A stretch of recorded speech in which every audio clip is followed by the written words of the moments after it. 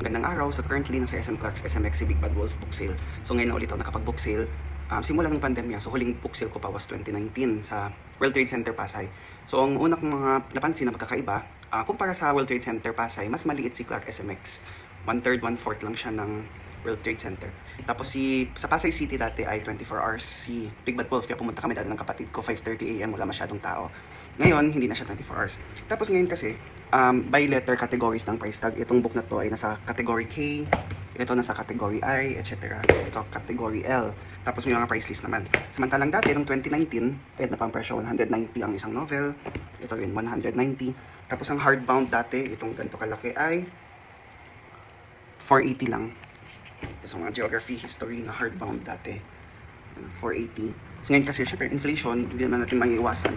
4 digits na yung similar related books nung nagtumingin-tingin na to. Ayun lang. Happy book sale, Big Bad Wolf goers. Punta kayo sa SM Clark and subaybayan yung kanilang mga social media pages kung saan sila next na pupunta. So ito yung mga binili kong libro. The History of the World in Bite-Sized Chunks by Emma Marriott. The Jasmine Wife by Jane Coverdale. Shelf Life, Writers on Books and Readings, edited by Alex Johnson. The Moment I Met You by Debbie Johnson. Olga Dies Dreaming, I'm sorry, how do you pronounce this? Xochitl Gonzalez. And The Comfort Book by Matt Haig.